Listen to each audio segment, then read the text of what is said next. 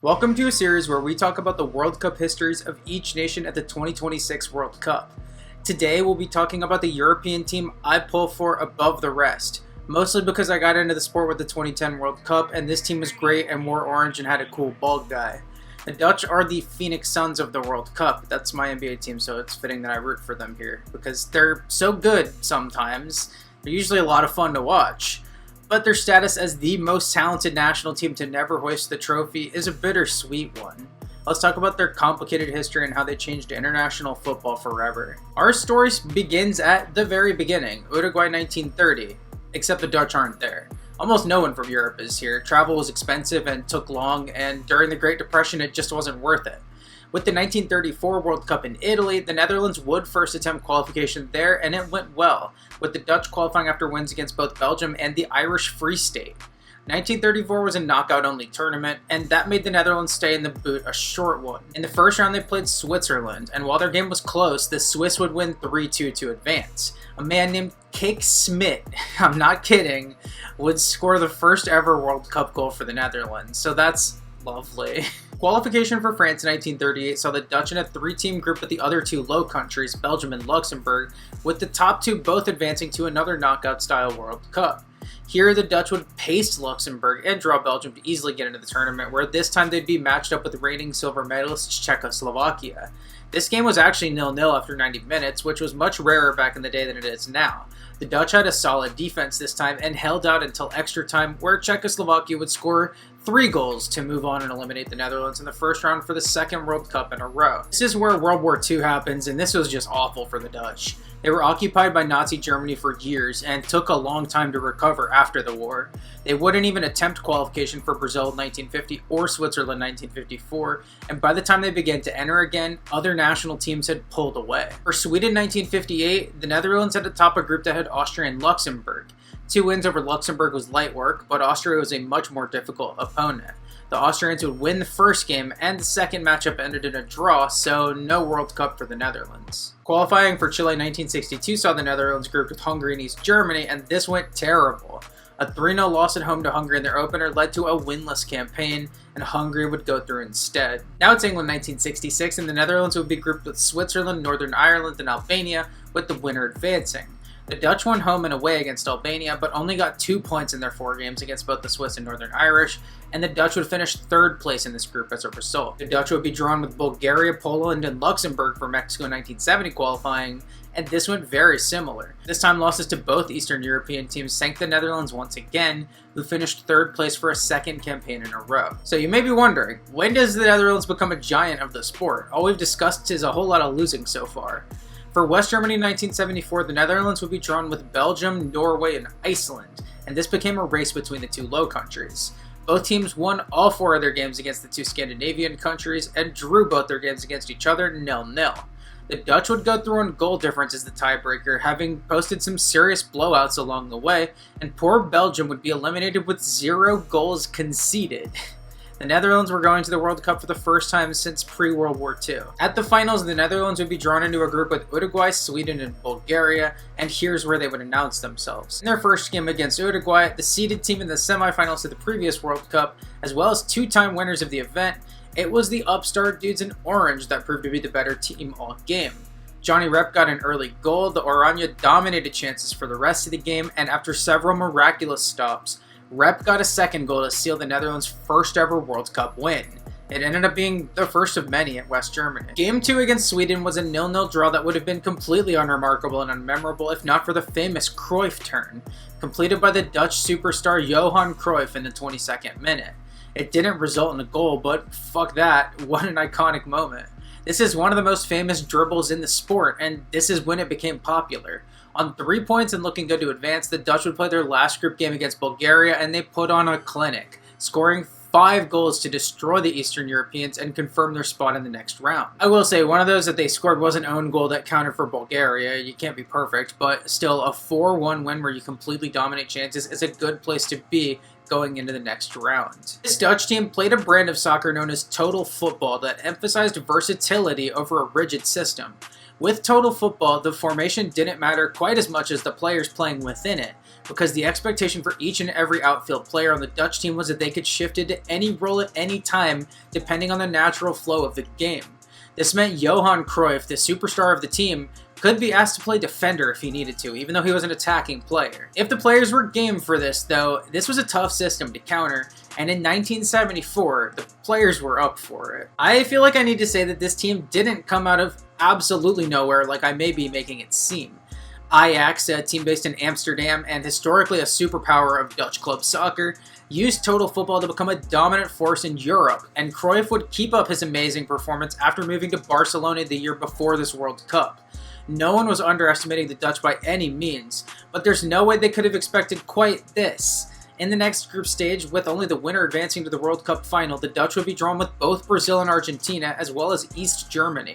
As impressive as the Dutch had been up to this point, the Brazilians would have been seen as the favorites to win this. This group began with the first of many games between the Netherlands and Argentina, bright orange versus sky blue.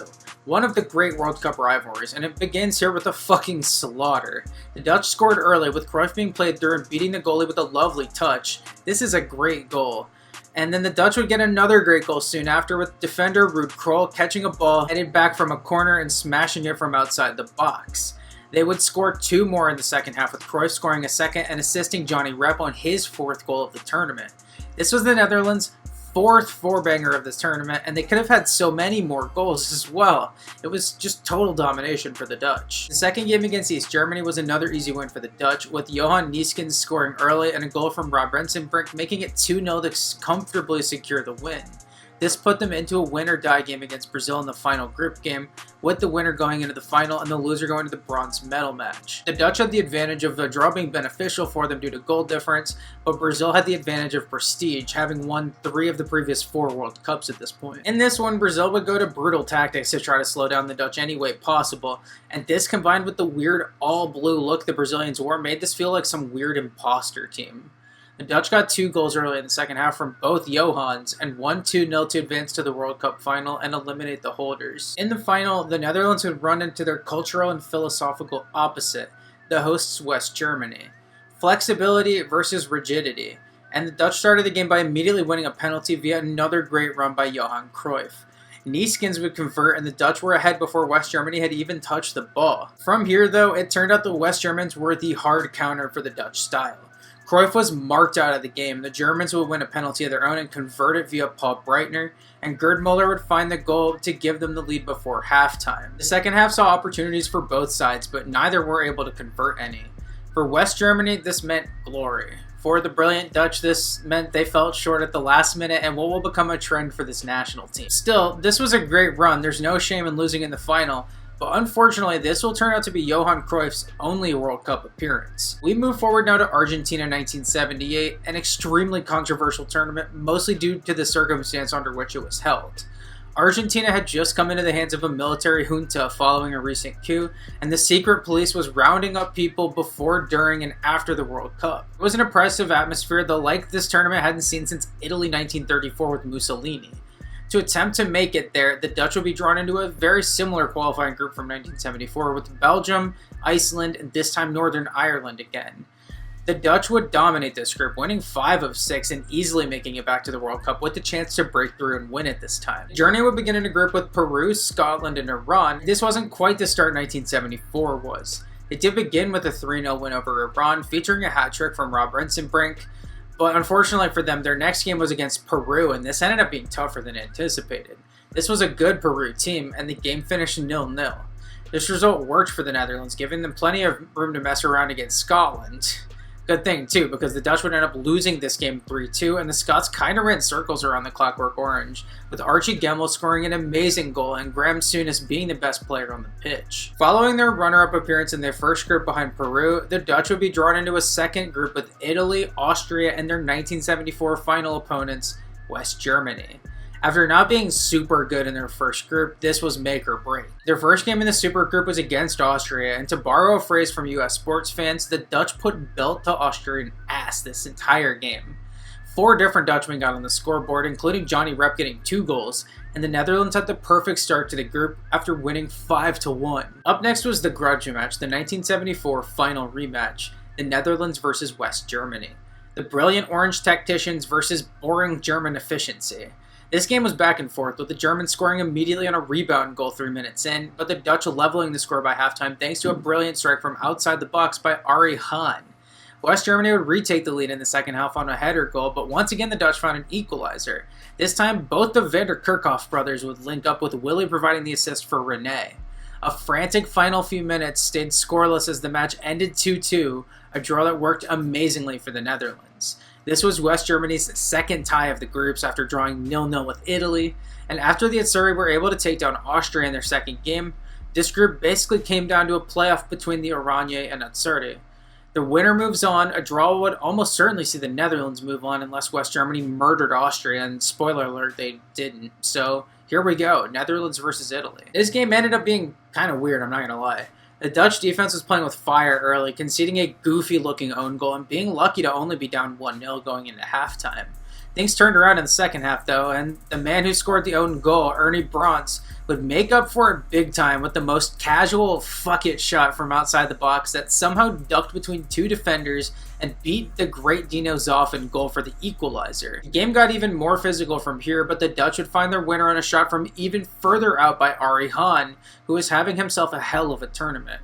How this one beat Zoff, I'll really never know, but it gave the Dutch the 2-1 win they needed to win somehow, and make it back to the World Cup final for back-to-back tournaments, despite not having Johan Cruyff for this one. At the 1978 World Cup final, the Netherlands would once again attempt to win their first World Cup, and they'd do so against the hosts, Argentina. No controversy to see here, just a casual and not rigged in any way 6-0 throttling of Peru that completely fucked over Brazil and robbed us of a Clockwork Orange versus Canary Yellow final. Instead, we got a controversial World Cup final and a chance for Argentina to get revenge for the beatdown from 1974. The atmosphere inside Estadio Monumental in Buenos Aires for this game could best be described as hostile, especially towards the Dutch team. The Argentines stalled out the beginning of the game to put even more pressure on the visiting Dutch, and even once the game started, the Argentines played a rough match. Things got even worse for the Dutch when La Celeste were the ones to take the lead in the first half on a nice goal from Mario Kempes. They would hold this lead tight and nearly made it home, but the Dutch would find their equalizer soon before the end of the game. Rene van der Kerkhoff found Dick Ninga, and the sub was able to extend the game, but extra time only brought pain for the Dutch. Mario Kempes would score again right before the break, and a third goal for Argentina ended it. A first-time winner would be crowned that night in Buenos Aires, but it wasn't the Netherlands. Losing a World Cup final is painful. Losing 2 World Cup finals back-to-back has got to feel like a joke. This outcome established the Dutch as bridesmaids in the World Cup. A great team capable of putting on dazzling performances, but not a team that's ever going to be able to win the event. España 1982 was the first 2014 World Cup, and that made it easier to qualify in general. The Netherlands would be dealt a pretty tough group, though, having to finish top 2 in a group with France, Belgium, Ireland, and Cyprus. The Cypriots got shit-canned by the rest of the group, but the other 4 teams were tight throughout. The Dutch started terribly, losing their first 2 games, both road games in Dublin and Brussels, but they rebounded here a bit. They beat Cyprus, but more importantly France, in 2 home games to get back in it, but a draw at home against Ireland was disappointing. Beating Cyprus a second time and destroying Belgium at home got the Dutch in a position to qualify with a win in Paris. The problem is, this was the best team in France history up to that point, and the French would defend their home with a 2-0 win. This would eliminate the Dutch, seeing them finish in 4th place despite being only 2 points behind group-leading Belgium. Tragic stuff. This means that the 2-time defending runner-up is not even going to be in Spain at all. Mexico 1986 qualifying put the Netherlands in a group with Austria, Hungary, and Cyprus, with 1st place getting an automatic spot and 2nd place going into a playoff with another European runner-up. Cyprus once again got shit-canned by the rest of the group, making this a 3-team race. What wasn't expected, though, was Hungary catching fire and winning their first 5 games. The Dutch, meanwhile, lost their first game at home to those Hungarians, then lost their next game in Vienna to make another horrible start. Wins home and away against Cyprus led to a draw in Rotterdam against Austria. This was not a great result because it meant the Netherlands were going to have to win their final game in Budapest to even tie Austria on points. The game finished 1-0. The scorer was Rob de Witt. The Netherlands freaking won. Edging out Austria on goal difference thanks in part to a 7-1 thrashing of Cyprus, the Netherlands still finished in 2nd behind Hungary and would advance to a playoff against it's Belgium again. Look at that. This is bad news for the Dutch too, because this is one of Belgium's best ever teams against one of Holland's more ordinary ones. In this playoff, the Belgians would win Game 1 in Brussels, but on the return leg in Rotterdam, The Dutch would score 2 second-half goals to get their foot in the door. They were then viciously kicked out of the party when George Gruden scored an 85th minute goal for Belgium, one that tied the playoff and put Belgium through on away goals. For the second straight time, the Netherlands would miss the World Cup, and this time, it was just barely. The Dutch would take out the ridge on the rest of Europe, finally winning a major tournament by taking home Euro 1988, and would thus go into qualifying for Italia 90 on a high. They would be grouped with West Germany, who they had just beaten in the Euro semi-finals in front of their own fans, as well as both Wales and Finland. The winner of this group was through to the World Cup, and second place would have a 2 and 3 chance as well. Both games between the Dutch and West Germans finished in a draw, with the Munich leg finishing 0-0 and the Rotterdam leg finishing 1-1 on a late equalizer from the great Dutch striker Marco van Basten. The Dutch would win their other 4 games, and the West Germans surprisingly couldn't match that pace, being tripped up in Cardiff. This gave the Dutch the win in the group, although both teams would qualify. For the Netherlands, this was their first time in the tournament in over a decade at this point. We've made it to Italia 90, and for their group draw, the Netherlands would get England out of pot 1, as well as both Ireland and Egypt. The Dutch would start this adventure with a game against those Egyptians, and this was a letdown. No hate, no shade to Egypt. They're one of the powerhouses of Africa historically, but a 1-1 result where the Pharaohs not only deserved the result, but arguably should have won? Big yikes. This team has Marco van Basten, the great attacker Ruud Gullit, and legendary CDM Frank Rijkaard. This is one of the greatest trios of players any national team has ever had at any point, much less a country like the Netherlands that hadn't lifted the trophy as of this point. They shouldn't be getting lucky to nick a point off Egypt. Next up was the game against England, and what a banger. This game had pre-game hooligan violence, multiple English goals disallowed, it basically had everything except a goal. A game finished 0-0, and for the second time in a row, the Dutch were lucky to even get 1 point. After 2 match days, the table was literally completely even. All 4 teams had 2 games played, 2 draws, 1 goal for, 1 goal against. This is completely fucking bonkers. Anything could happen going into the final game against Ireland. The Ireland versus Netherlands game ended up being an unironically pretty good game. Thank God. And the Dutch hit the ground running with an early goal scored by Ruud Gullit. This game had lots of chances, most of them were Dutch, and most of those were created by Gullit, who was the best player on the pitch in this game. But the Irish came into the game as it went on, and Niall Quinn would take advantage of a horrible mistake by Hans van Breukelen to equalize in the 71st minute. Neither team could find a winner, and in some ways that was good news for both teams because they would both go through, since England beat Egypt in the other game. The bad news was, Team Green and Team Orange finished dead even in the table, meaning that for the first and only time in the history of the World Cup, the tie would have to be broken by a drawing of lots. This is comical, and the Dutch took the L, finishing 3rd place and being damned to a round of 16 matchup against West Germany. This is the infamous spit game, and if this wasn't already one of the most fierce international rivalries in the sport, it definitely was after this. Frank Rijkaard spit at Rudi Voller in the first half, getting both himself and Voller sent off, which is hilarious. Why did this happen? Tied at half, the West Germans would take the lead on a classic Jurgen Klinsmann goal and would hold it, confirmed by a reality betting shot from Andreas Brehme. A late penalty from Ronald Koeman got it to 2-1, but that's how it ended. The Netherlands' great return to the World Cup ended in the round of 16 without a single win. Fucking yikes. Qualifying for USA 94 was turbulent, starting immediately with the group draw that saw them grouped with England, Poland, Norway, Turkey, and San Marino. Top 2 advance, and there was of course a runaway first place team, but it was freaking Norway. I'm dead. San Marino was never going to be relevant, and Turkey fell off pretty quickly. Poland stuck around, but this eventually became a 2-horse race between the Oranje and the Three Lions for that second spot. Tied after 8 games of 10, the Dutch would host England for a critical game, and goals from Ronald Koeman and an emerging Dennis Bergkamp would give the Netherlands a 2-0 win that put them in the driver's seat. A win against Poland clinched the Netherlands' spot in the World Cup alongside the Vikings, eliminating England in the process. The Dutch may have made it to USA 94, but they didn't do so completely intact. Marco van Basten's career was over now thanks to tragic injuries, and Ruud Gullit was out due to conflict with manager Dick Advocaat. That's now 3 Dutch players who were among the greatest players in the history of the sport that only played in 1 single World Cup. The good news is they still had Frank Rijkaard and Ronald Koeman, along with other great players like Dennis Bergkamp, Mark Overmars, and the twins Frank and Ronald de Boer.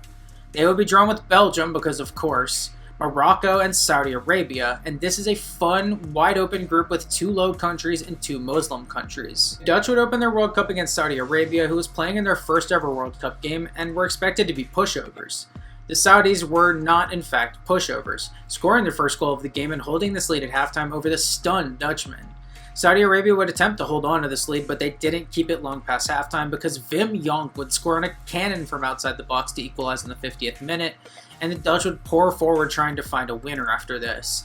The Oranje eventually did find that winner late when Saudi keeper Mohamed El Dayea fucked up coming out for a cross, completely flapping and giving Dutch substitute Gaston Taumet a free header and an equalizer. But this was clearly not a team on the same level as the 70s total football teams. Next up was another entry in the Great Netherlands-Belgium Low Countries rivalry, and the first ever to take place in the World Cup itself.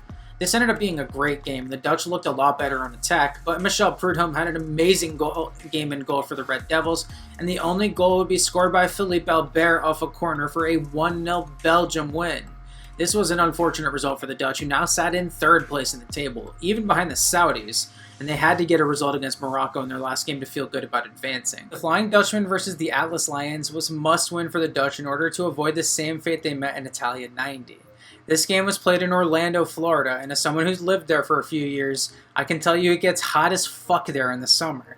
With so much humidity, you can't even sweat it out.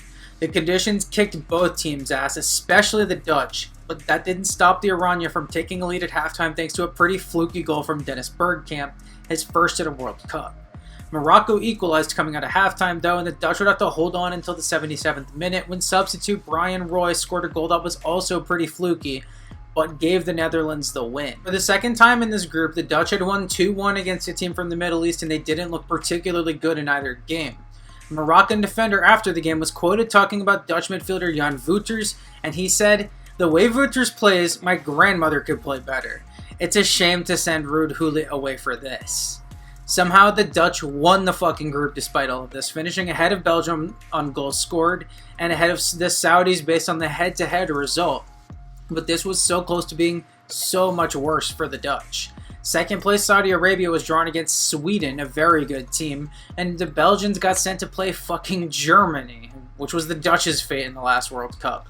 Instead of all that smoke, the Dutch will be playing against the Republic of Ireland in their 2nd straight World Cup campaign. Green versus Orange round 2 would take place in Orlando again, the happiest place on earth unless you're one of those aging players on Ireland's team. The Dutch beat them for pace early on when Marc Overmars was able to find Bergkamp for their first goal only 11 minutes in. 90s Arsenal fans must be jumping for joy. The Clockwork Orange struck again before halftime when Wim Jonk scored his 2nd goal from way the fuck outside the box in this World Cup. And while his first one was a banger, this one was only a goal because of an absolute howler by Irish goalie Packy Bonner. That is his real name.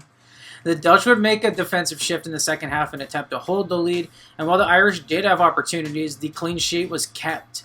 Netherlands would win 2-0, their most comfortable win of the World Cup yet, and their reward was a trip to the quarterfinals to play Brazil. Yellow versus Orange round 2 would take place in Dallas, only slightly less unbearable than Orlando in the summer, and the conditions created a masterpiece, arguably the best game of USA '94.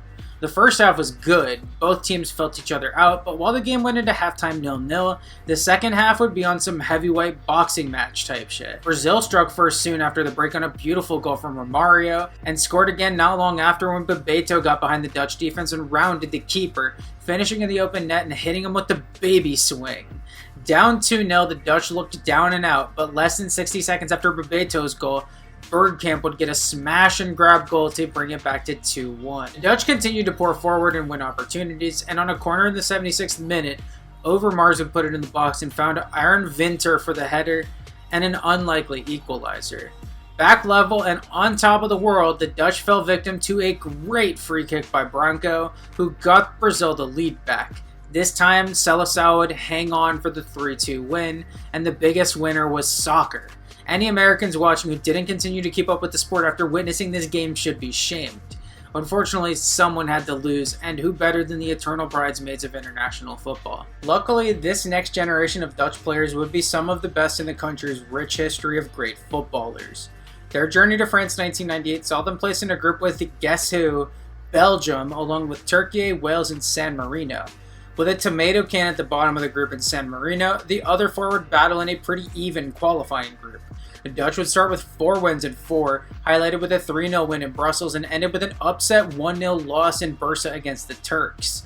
The Dutch and Belgians were tied heading into Game 7, where the Dutch would win in Rotterdam to sweep the Low Country derby and effectively secure a World Cup qualification for the Dutch, who were 3 points ahead of Belgium and had a massive goal difference going into Matchday 8.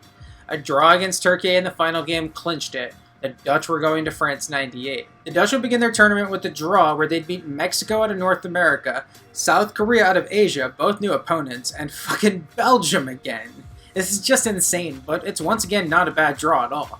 This Dutch team had prime Dennis Bergkamp, one of the greatest strikers to ever do it, plus Mark Overmars, the De Boer twins, Jaap Stam at center back, Patrick Kluivert up front, Clarence Seedorf in the midfield. This is a stupid talented team. Holland's first game was another installation in the Low Countries derby, and good God the Dutch bottled this. All the opportunities this game seemed to fall to the Orange, but they didn't do a goddamn thing with any of them. The game finished 0-0, and this was not a good start. Needing a quick turnaround, they would look at South Korea up next in the schedule, and they would lick their lips. It took a second for the Dutch to get rolling in this game, but once they did... Goals from Philip Cocu and Mark Overmars got the Dutch to 2-0 up at halftime, and 3 more goals in the second half pushed the final score to 5-0, an absolute shellacking of the Korean defense. Bergkamp got his first goal in France during this game, and the margin of victory would turn out to be relevant in the case of a tie in the table. Netherlands' final group game was against Mexico, and the Dutch immediately took control of this game with 2 nice goals by Cocu and Ronald de Boer, putting them up 2-0 inside of 20 minutes. They dominated the game from here, but couldn't put any of their chances away, and they came to rue that when Ricardo Pelaez scored with 15 minutes to go. Cuauhtemoc Blanco would score right before extra time to apparently tie the game, except he was offsides. A Mexican player got sent off for arguing this call, and now down 1 goal and 1 man, it looked over. Except, after multiple more good opportunities for the Dutch to score, Luis Hernandez would get behind their defense, totally mug Jaap Stam, and finish past Edwin van der Sar to get El Tri a shock equalizer at the death of the game. This didn't turn out to affect the standings at all, luckily for the Dutch, meaning they got to barely avoid Germany again by winning the group and instead matching up with the former Yugoslav Republic, a temporary country containing the modern countries of Serbia, Montenegro, and Kosovo. This Yugoslavia team was good though, and this game was not a gimme for the Dutch, not even close. The Dutch would lead at halftime after the Yugoslav defense gave Bergkamp way too much open room, but any pretenses of a walkover were gone when Slobodan Miljanovic equalized on a header from the free kick taken by Dragan Stojkovic. Jaap Stam would continue his not very good World Cup by fouling Vladimir Jugovic in the box, but the imposing nature of van der Sar in goal for the Dutch overwhelmed penalty taker Predrag Mijatovic. Van der Sar watched as the penalty take hit the bottom of the crossbar, staying out and keeping the game level. With the game headed to extra time, Dutch defensive mid Edgar Davids would just have a go from outside the box, and he somehow got it not only to the goal, but past goalie Ivica Král. The Dutch had snatched a late win, devastating Yugoslavia and allowing them to move on to the quarterfinals, where Argentina waited. Playing in the World Cup for the first time since the 1978 final, the Oranje had a score to settle with the Albiceleste.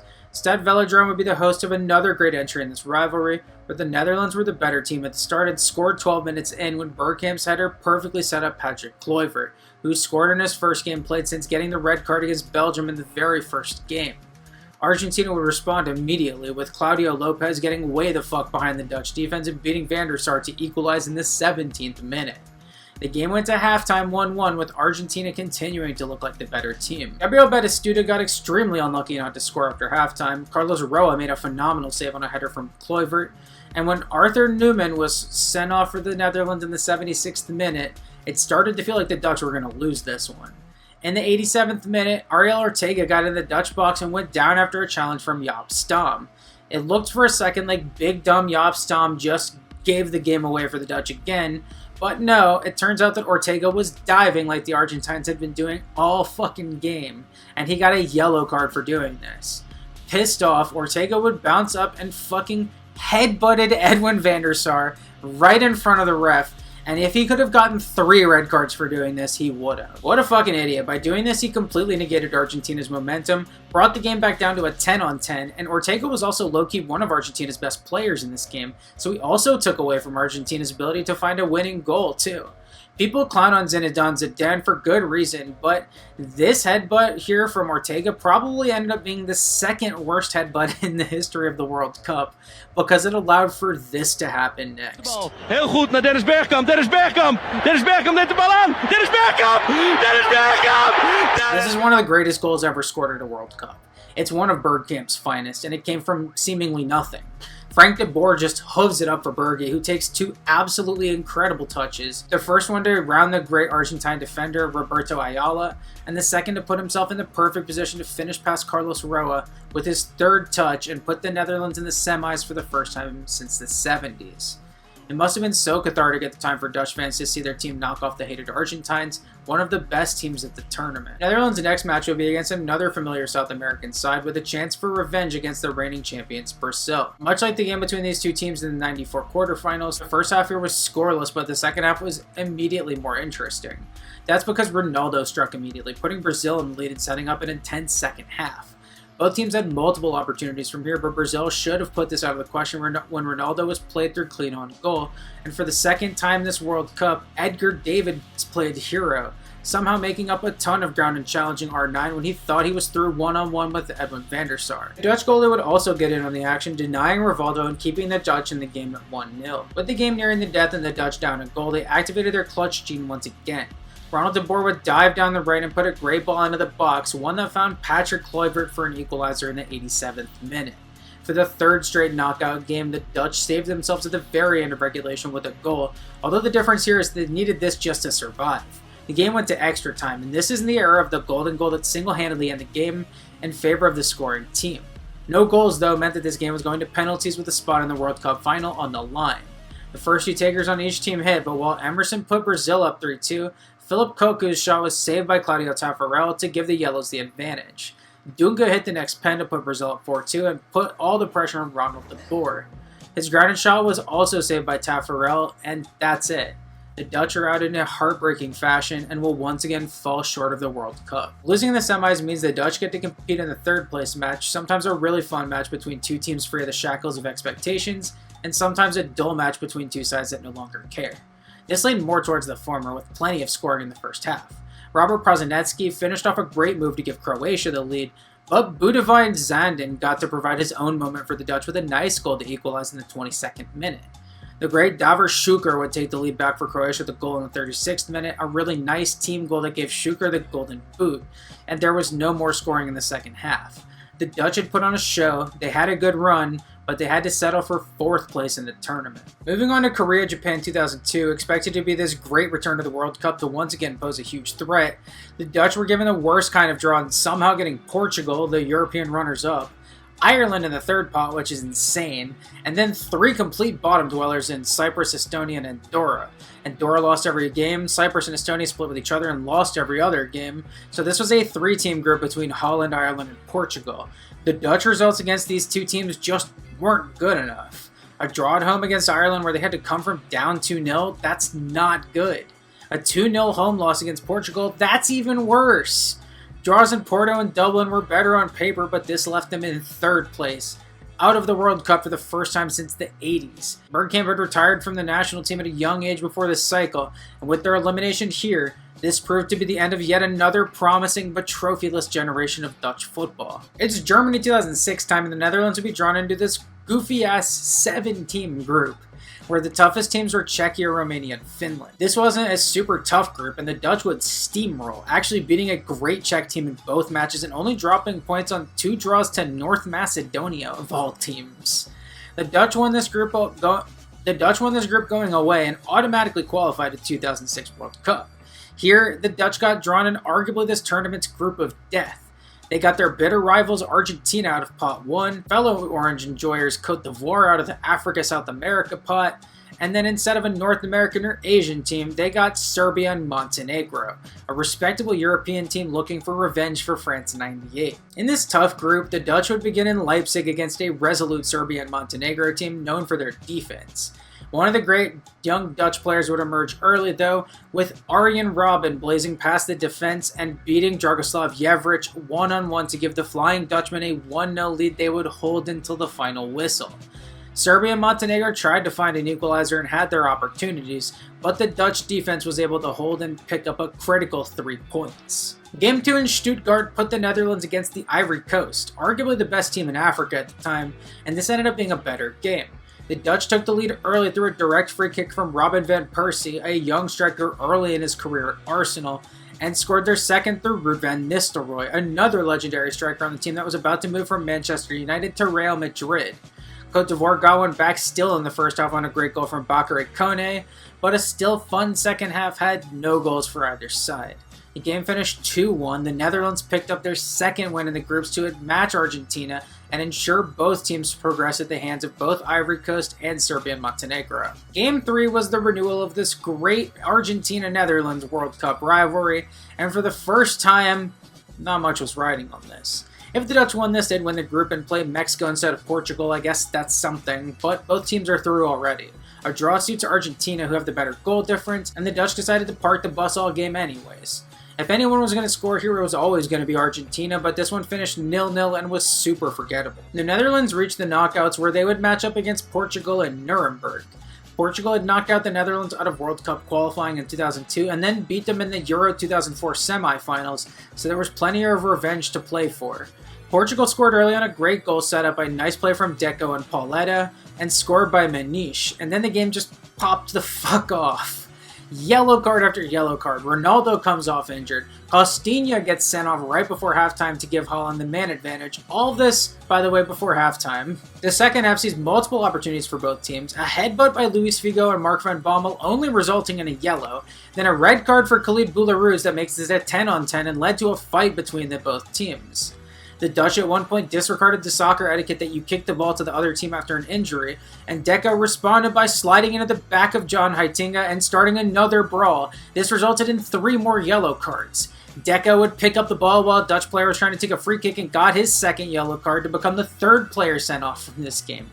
The Dutch now had the man advantage, but Dirk Kuyt bottled it in front of goal. Classic Dirk Kuyt. Giovanni van Bronckhorst would get sent off in stoppage time, making this a 9v9. Some comical shit that we've never seen in World Cup history. And the clock would run out on an extremely controversial game with the score 1-0 Portugal. The Netherlands lost the game now referred to as the Battle of Nuremberg, and now had to look forward towards South Africa 2010. Qualifying for Africa's first and currently only World Cup saw the Netherlands placed in a group with Scotland, Norway, North Macedonia, and Iceland. And they had literally zero issue with this group, even with North Macedonia being a part of it. They won all 8 games on their way to qualifying for South Africa, where the Dutch would once again get a favorable group draw. As a team in Pot 1, the Netherlands would get Denmark as their other European team, Cameroon out of Africa, and then Japan out of Asia. There were good players in this group, including Samuel Eto'o, a young Christian Eriksen, and an emerging Keisuke Honda. But after the nightmare draw they got in Germany, considering the one they're going to get in the next tournament, this was wonderful news for Aranya fans. The first game in Soccer City against Denmark was quite underwhelming. The first half was dire, the Dutch did basically nothing, but they were gifted a lead after the restart when the Danish defense had a calamity, and Daniel Agger scored an own goal. The Dutch would hold this lead until the end of the game, where Dirk Kuyt tapped in a rebound to make it 2-0 and ensure the 3 points, but this was a pretty underwhelming performance for a team seen as one of the title favorites. Going to Durban to play Japan, basically the same thing happened. Dutch did jack shit in the first half, scored in the second half on a long shot from Wesley Sneijder, and a gaff from Eiji Kawashima in goal, and then they sat on that 1-0 win to win yet another unimpressive 3 points. We take them how we get them in the World Cup, of course, but the Dutch being the ones to shithouse these joyless results just felt wrong. Dutch were through to the knockouts no matter what, and only needed a single result against eliminated Cameroon. Robin van Persie would get his first action trying to get back into form, and he would score before halftime on the assist from Rafael van der Vaart. After halftime, though, van der Vaart would concede a pen on a handball in the box from a free kick, and Samuel Eto'o would of course convert for the indomitable Lions to equalize. Playing for nothing but pride, Cameroon were proven to be a more difficult opponent than expected. Arjen Robben would hit the post trying to find a winner after this, and substitute striker Klaas-Jan Huntelaar put the rebound into an open net to secure the 3 points for the Netherlands. They may have done it in the least sexy way possible, but the Netherlands had gone 9 points of 9 in the group, won the group, and were now going into an advantageous round of 16 matchup against World Cup debutante Slovakia. Going back to Durban, the Dutch would take an early lead on the Central Europeans on an excellent goal from Arjen Robben, and once again just kind of sat on the lead. Wesley Sneijder would make it 2-0 late in that second half, and even a late pen score by Robert Vitek couldn't get the Slovaks back in the game. The Dutch would win 2-1 to move on to the quarterfinals, where they ran into the Yellow Giant once again. The Netherlands versus Brazil again, this is becoming one of those classic World Cup fixtures at this point. Caberca saw yet another classic in this rivalry, one that Brazil dominated early. They scored in the 10th minute through Robinho, and almost had a 2-0 lead at this point if not for an offsides. The Dutch would hold on for dear life for the rest of the first half, with goalie Martin Stekelenburg making a great save on a shot from Kaká to keep the Oranje in the game. Then the second half kicked off and everything was different. Arjen Robben took over, winning a free kick in the 53rd minute that Wesley Sneijder put into the box, and then chaos ensued, with the ball going in off Felipe Melo to equalize for the Dutchman. Robben continued doing his thing from here and created a second goal when he took a corner that Dirk Kuyt swung to an unmarked Sneijder, a guy even shorter than my 5'8" ass. And he was able to head it past Julio Cesar to earn himself a brace and give the Dutch a lead.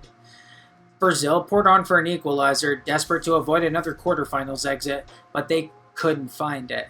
The Netherlands had pulled the upset. This win over Brazil was the first flashy win posted by the Oranje, who were now moving on to the semifinals, having gotten revenge for 94 and 98, and they were now heading straight for a matchup with South America's final representative left, the two-time champions Uruguay. The Dutch had to favor their ability to make it into the final with this matchup ahead of them, with the Uruguayans not having their best player, Luis Suarez. Cape Town would see a game that surprisingly turned into a banger. Uruguay tried to park the bus early, but we will add to our tally of unlikely defender scores in the World Cup semifinal, with probably the most spectacular one in that category. Giovanni van Bronckhorst, the Dutch captain and a veteran left back, pulled up from way outside the box, like from the logo type shit. He goes, I bet I can hit this upper 90 perfectly from this far out. And then he did! It's a fucking amazing goal, and it forced Uruguay to reconsider their tactics. The game got physical from here, but Diego Forlan would find an equalizer before halftime that was from almost as far out as Van Bronckhorst's thunderclap, but was not nearly as pinpoint accurate. Martin Stekelenburg really should have stopped this, but he didn't, and the game went to halftime 1-1. The second half was a bit cagey, but the Dutch would find their second goal of the game when Sneijder took a shot that RVP dummied, and it went past Fernando Muslera in goal. That's well and good, but RVP was in an offsides position, and while he didn't touch the ball, this goal shouldn't have counted. It's not the most egregious refereeing error in the world, not even in the worst one at this World Cup, not even close, but this wouldn't have stood in the era of VAR. Nevertheless, it did stand, and the Dutch led 2-1, and they would seal the game just a few minutes later with a really nice goal finished off by an Arjen Robben header goal. Uruguay got one back, but it was too late. The Netherlands won 3-2, and were on to the World Cup final for the first time since '78. The 2010 World Cup final would be the rare matchup between two nations that never won the World Cup up to this point. The last time we'd seen this was the last time the Dutch were in the final, the '78 final against Argentina. They were playing Spain, the GOAT when it comes to choking in the World Cup. Spain was coming in as defending European champions, and they were the favorites to win this game, but I was optimistic for the Dutch to figure this one out. Spain versus Netherlands at the 2010 final is not a classic, unfortunately. The highlight of the first half is Nigel de Jong kung fu kicking Xabi Alonso and somehow not being sent off for it. The second half saw the Dutch look like the better team for a second, but Arjen Robben blew their best opportunity when his one-on-one was saved by Iker Casillas. Spain took over the game from here, but they didn't have the end product to convert any of their chances, so we finished 90 minutes, tied at 0-0. Going to extra time, the Dutch were clearly playing for penalties and roughing up the Spanish any way they could. Their shameless strategy in this game is infamous. It's one of the most physical and least gamesman's performances in World Cup history, and even more so when you consider the stakes in the team doing this. The Dutch were the pretty, artful soccer team of the 70s, and this game saw that reputation tumble. They would finally see a man sent off at the 109th minute when John Heitinga picked up a second yellow card, and that locked in Spain as the more likely team to score in extra time. Then the breakthrough happened. Cesc Fabregas would find Andres Iniesta unmarked in the box, and the legendary Barcelona midfielder finished past Stekelenburg to give Spain the lead in the 116th minute. This was game-ending. There was no way the Dutch had an equalizer in them, and their efforts to make this game as least like soccer as possible had failed. I was rooting for the Dutch at the time, I still root for them, but it's easy to say they did not deserve to win this game, and low-key disgraced their reputation as a national team in the way they went about this. This is now 3 times in the final, and yet the Netherlands continue to search for their first ever World Cup title. We move forward to Brazil 2014, and we're on the way down for sure. The Dutch would lose all 3 of their games at Euro 2012 in an admittedly tough group, but that was such a bad look. They would enter qualifying in a group with Turkey, Hungary, Romania, Estonia, and Andorra, and the Dutch would run away with this group, winning their first 6 games and only dropping 2 points all campaign thanks to a draw in Tallinn of all places. The Dutch were easily onto the World Cup again, and that's good news because bad news is coming in the form of a hellish group draw. The Netherlands would be stuck with holders Spain, a very good Chile team, and Australia, and the vultures began circling this generation of Dutch players. Even their own fans thought they had no shot to progress out of this group. Of course, that gets us to Game 1 in Salvador, where the Netherlands would get their chance of revenge against Spain. For extremely dumb reasons, the Dutch played in navy blue kits and Spain played in white. Just so odd. But this entire game felt like a fever dream, so I guess that makes sense. The game was even early and both teams had opportunities, but La Roja would get their first strike when Diego Costa was swept down by Stefan de Vrij in the box, and Xabi Alonso converted to give Spain the lead. In a normal game, this is where Spain coasts to a 1-0 win that isn't very convincing for them and is super frustrating for the Dutch, but that's famously not what happens in this game. Right before halftime, Daley Blind launches a ball from midfield, perfectly catching a run by Robin van Persie and setting him up perfectly behind the defense.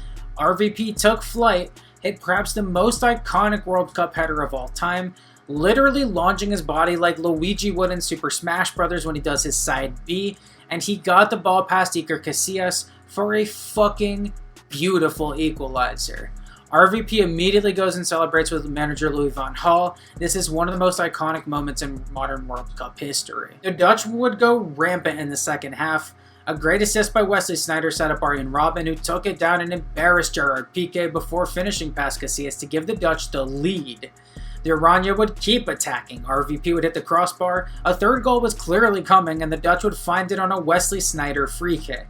This man just knows how to create shit shows that lead to goals, and he did it again when he sent the free kick to the far post, beating Casillas and laying it right to Stefan de Vrij. The man that conceded the penalty earlier would make up for it by being in the right place at the right time and not messing this up. The Dutch were up 3-1, the game was sealed away, the holders were going down. Everything from here was for style points, and goddamn. RVP would score a 4th goal for his brace on a bad goalkeeping error from Casillas, and then Robben would get his brace on another amazing goal, one where he dashed past the entire Spanish defense, turned perfectly to get into the box, rounded Casillas, and finished past the floundering Spanish defense to make it 5-1. The Dutch could have scored again after this, but the game would end 5-1, and holy fuck.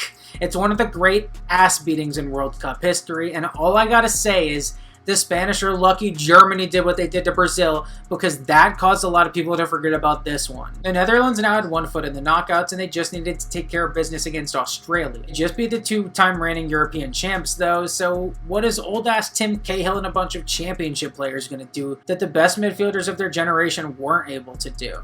As it turns out, quite a bit. Arjen Robben kicked this one off in the 20th minute with a great run past the Aussie defense and a good finish past Matt Ryan. No one remembers this though because Australia equalized on kickoff when Matthew Leckie sent a ball into the box and Tim Cahill, a 34-year-old, would first touch volley it past Jasper Cillessen and off the bottom of the crossbar, bouncing past the line for an amazing equalizer. Difficulty-wise, this is an amazing goal, but from an aesthetics perspective, oh my fucking god. The second half began with Aussie substitute Oliver Bozanic immediately creating a penalty for the Socceroos by crossing into the box and watching Daryl Janmaat block it with his arm. Mile Jedinak stepped up and converted the penalty, giving Australia an extremely unlikely lead against the Dutchmen. It didn't last long, unfortunately for them, and very fortunately for the Dutch, because RVP was able to answer just a few minutes later to equalize. This was an awesome game, and neither team deserved to lose this one, but Memphis Depay popped off a long shot in the 68th minute and slotted it into the bottom corner past Matt Ryan, who probably should have stopped this, but the Dutch weren't going to complain. They were able to hold out for the rest of the game and finish off the 3-2 win, giving their fans heart attacks but ensuring passage into the next round. The final group game against Chile saw two teams already in the knockouts playing for the group win and trying to avoid Brazil in the round of 16. They finally got to wear orange for the first time in the tournament, but they were also without RVP due to a yellow card suspension. As a result of this and knowing a draw would see the Dutch through as winners thanks to the 5-1 win, the Dutch would come out defensively. Chilean manager Jorge Sampaoli would criticize LVG for these defensive tactics, and it led to a less entertaining match for us as well, but it's hard to blame him for this. Chile did all the attacking, but the Netherlands would find the winner on a 77th minute header goal from Leroy Fer of all people. This is hilarious, and Memphis would go on to add a second in stoppage time to secure all 3 points for the Netherlands. They would go 9 for 9 in the groups for the second straight World Cup, and this one was way more unlikely, but they were on to the knockouts to go play against Mexico. Fortaleza saw a crazy match that I covered in the very first video in this series, but the first half was scoreless. Mexico was the better team though, and they would open the second half by getting their reward, a 1-0 lead through Gio dos Santos. The Dutch would come back though, responding with good chances and chasing the game effectively. It took them all the way until the 88th minute to find their reward though, when the ball bounced out to Wesley Sneijder and the man in poor form still managed to smash it from outside the box past the Mexican defense and past the iron wall that was Memo Ochoa. It was 1-1 now and headed to extra time, but before we got there, Arjen Robben made one last run and made it into the box, where he was maybe shoved by Rafa Marquez. The Mexicans call this game no ada penal, and their stance on this is clear. I think it's maybe closer to 50-50 with an admitted pro-Dutch bias, but I can't deny the fact that Arjen Robben is not the most ethical when it comes to this kind of behavior in the box, and if I'm the ref, I'm not calling this, given the stakes. I'm staying consistent and swallowing the whistle, and this is going to extra time where who knows what happens. Nope though, Pedro Proença called a penalty, Klaas-Jan Huntelaar stepped up and smashed it past Memo to put the Dutch back into the quarterfinals. The quarterfinals is always a big test, and that was true again when the Dutch went back to Salvador, but they weren't playing against a fellow superpower. They were playing the winner of Group D, which could have been any one of England, Italy, or Uruguay, but nope, it was Costa Rica, who beat Greece of all teams in round of 16 to make it to a duel against the Netherlands. Salvador bear witness to a very defensive game, one where the Costa Ricans dug in for 90 minutes of pure warfare. Truth be told, the first half and a good amount of the second half were pretty dire, but things picked up late. The Dutch had a bunch of opportunities, including a free kick from Sneijder that hit the post, and Keylor Navas stopped everything else, meaning the game was going to extra time. This added 30 minutes of extra time continued the momentum and had a lot of action, and it was surprisingly even on chances. Costa Rica was having a go at stealing this one, and Keylor Navas continued to ball out for them. Jasper Cillessen was also making clutch saves here, and with penalties looming, Louis van Gaal would make what has become maybe the most famous substitution in World Cup history. Only having used 2 of his 3 subs all game, LVG yanked his goalkeeper Cillessen and threw on Newcastle's Tim Krul as a penalty specialist to try to tip this thing in the Netherlands' favor. God damn, this penalty shootout was hype. Celso Borges and RVP would both hit their first penalties despite Krul and Navas both going the right way. With Brian Ruiz taking the second penalty, Tim Krul would touch the ball for the first time in the game when he guessed the right way again, and this time denied the Fulham man. Robben hit to give the Dutch the lead in the shootout, then Krul guessed the right way again but couldn't stop Giancarlo Gonzalez's third pen. Sneijder maintained the Dutch lead, Christian Bolaños hit despite Krul once again going the right way, and Dirk Kuyt hit a picture-perfect pen to beat Navas despite him going the right way as well. The Dutch had the advantage going into the final round of penalties. Michael Umanya stepped up, Tim Krul made another great save, and Louis van Gaal once again looked like a genius. The Dutch had won the shootout, they survived to the semifinals, Costa Rica's Cinderella run was over, and now the Netherlands had another rematch with Argentina with everything on the line. We moved to Sao Paulo where our boys are taking on Messi and crew, where we somehow got a even way more boring game. 0-0 games aren't great, but we just had a good example of a fun, dramatic 0-0 with the Costa Rica game, and now we get a dire, shitty one with very few chances or momentum swings. Jasper Cillessen kept the Argentines out of goal, Sergio Romero did the same for the Dutchies, and after 120 minutes of play, we headed to our second straight penalty shootout. This time, though, the Dutch did not have their secret weapon. LVG had to use his final sub early in extra time when RVP had to come off injured, and so Tim Krul was forced to stay on the bench, and Van Gaal would have to put in his faith in Cillessen and his penalty takers. Ron Vlaar would take for the Dutch and see his penalty saved pretty easily by Romero, and that was really bad. Messi hit, Robin hit, Ezekiel Garay hit, and then Wesley Sneijder stepped up and his take was also saved by Romero. Hits from Sergio Aguero and Dirk Kuyt put Argentina in a winning position, and when Maxi Rodriguez took his penalty, Silesen really should have stopped it but failed to. Rodriguez hit, and that was the shootout. Argentina was moving on to the final, and the Netherlands' amazing run was cut off one stop short. No one expected the Dutch to even reach the semifinals, so yeah, I was disappointed here, and I'm sure people that actually lived in the Netherlands felt even worse, but there was more positive than negative here. The Dutch even had one last chance to take down another giant, with the host Brazil waiting for them in the bronze medal game, fresh off their 7-1 loss to Germany. None of the meme where the guy's like, it's free real estate. That's how the Aranya were looking at the Seleção here. The Dutch took the lead immediately when Arjen Robben took a penalty and RVP converted it, but to be fair, the Dutchman shouldn't have ever even had this opportunity. This wasn't a no-edit-penal situation. Robben was not flopping, he was definitely fouled, but he was fouled outside the box and this shouldn't have been a pen. The Dutch would score a second goal that also probably shouldn't have counted in the 17th minute when Daley Blind smashed it past Julio Cesar, but Jonathan de Guzman was offsides before he crossed the ball into the box to create this goal. So yeah, Brazil was down 2-0 and it wasn't really fair, but also the Dutch were the better team in this game. They would get a third goal in stoppage time, and the defense led by Ron Vlaar held Brazil out completely, so the Netherlands would finish this game off with a 3-0 win to earn third place for the first time.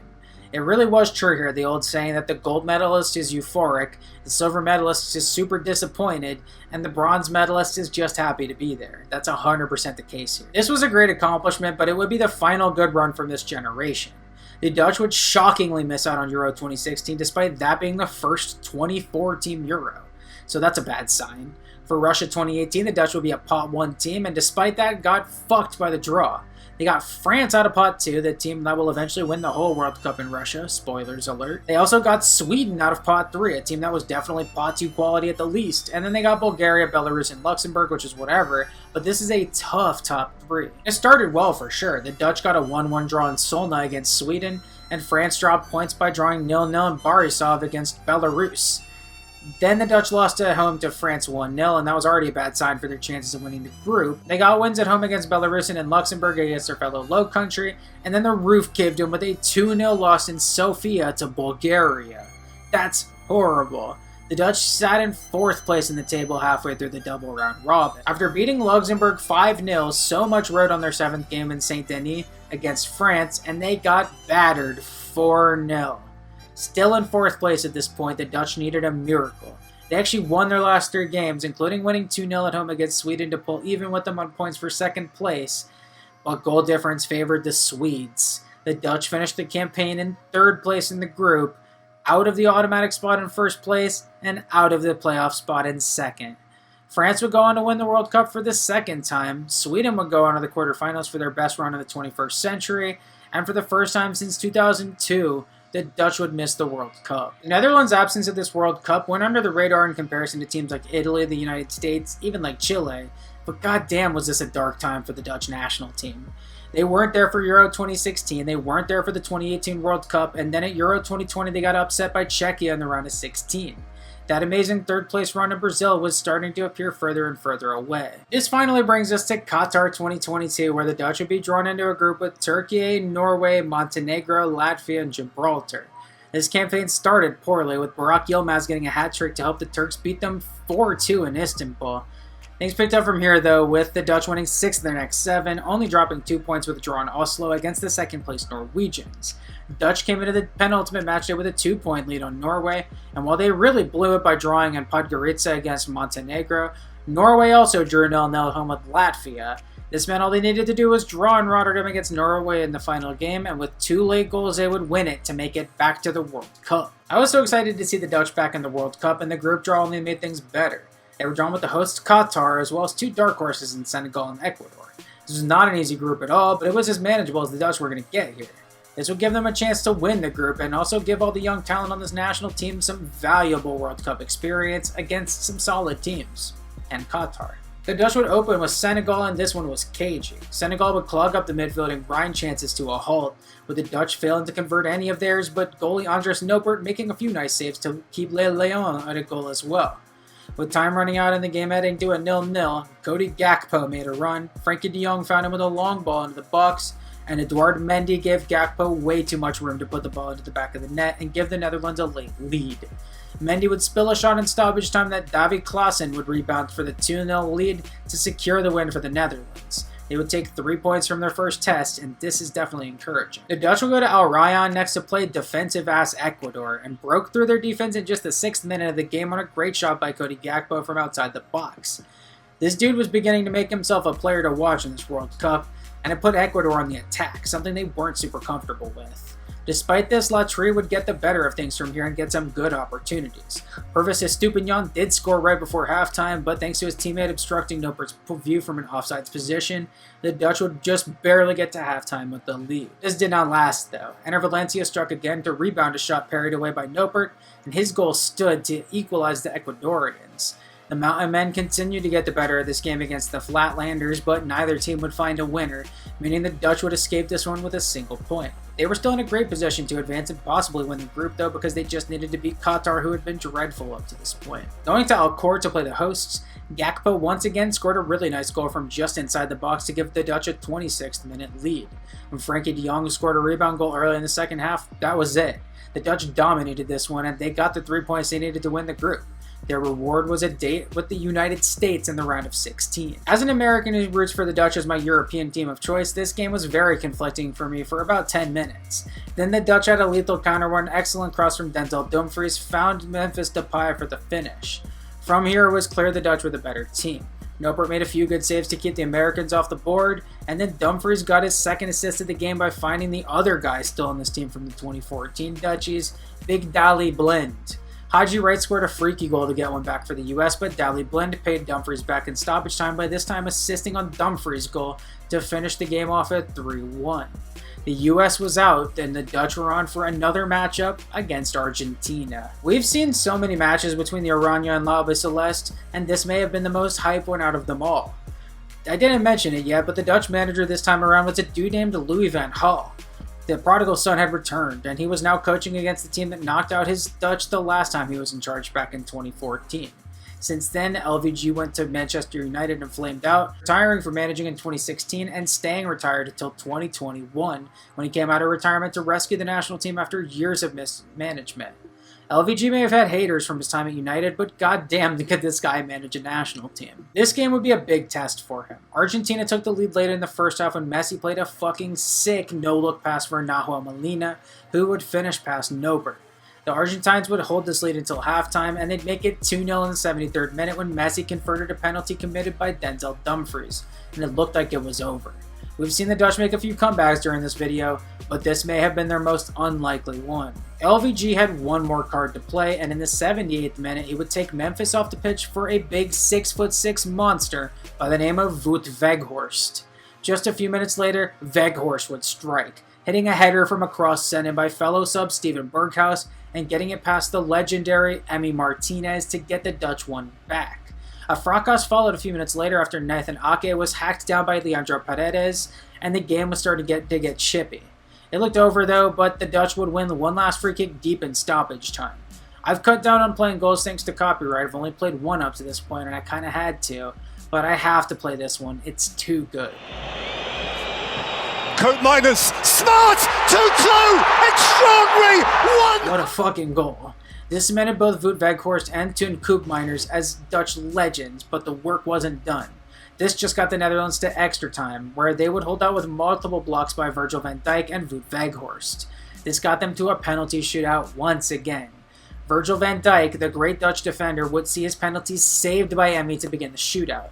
Messi hit a cheeky pen to give Argentina the lead, and things went from bad to worse when Emi made an even better save on the attempt from Steven Berghuis. Now in a huge hole after Paredes converted to make it 2-0 Argentina after 2 rounds, the Dutch looked dead and buried.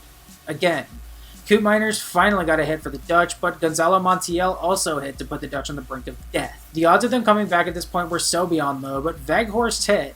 Enzo Fernandez struck the post with his penalty for Argentina's first miss, then Luuk de Jong hit to put it all on Lautaro Martinez. With a miss or a save, this was going to a sudden death, but Lautaro would hit to end it. For the second time in as many World Cups, the Dutch were eliminated in penalties at the hands of the hated Argentines. This was such a brutal game in more ways than one, but it was a classic, one of the most exciting games played in Qatar. That was a slightly disappointing way for the Netherlands to go out, but a quarterfinals run up the stakes for the Dutch national team moving forward. The boys would go on a semifinals run at Euro 2024, and qualifying for North America 2026 also went well. The Dutch had to win a group with Poland, Finland, Lithuania, and Malta, not an easy group, but they were able to win 6 of 6 against the bottom 3, drawing both their games with Poland. Since the Poles lost in Helsinki, being unable to match the Netherlands' pace, that meant the Netherlands got the automatic spot to their second straight World Cup. In North America, the Dutch would be drawn into a fascinating group with Japan, Sweden, and Tunisia. The Dutch have never played the Carthage Eagles in the World Cup, but Japan is a rematch of their 2010 group game, and Sweden is a rematch of their 1974 group game, the famous Cruyff turn game. This should be a competitive group, and it is absolutely not a gimme that the Netherlands win this one. Consider me interested. That is the front-to-back history of the greatest national team to never win the World Cup. They came so close multiple times, and I hope for their sake that they're able to break through one day, but maybe the Netherlands and their story is proof that winning isn't everything. The Dutch have contributed things to the sport that some World Cup winning nations would be jealous of. Anyway, that's kind of a sappy way to end things, but I hope you all enjoyed video number 21 of 48, one of the biggest ones in this series. We can drink now, and we're drinking sake because next time we're talking about Japan, it's going to be another big one.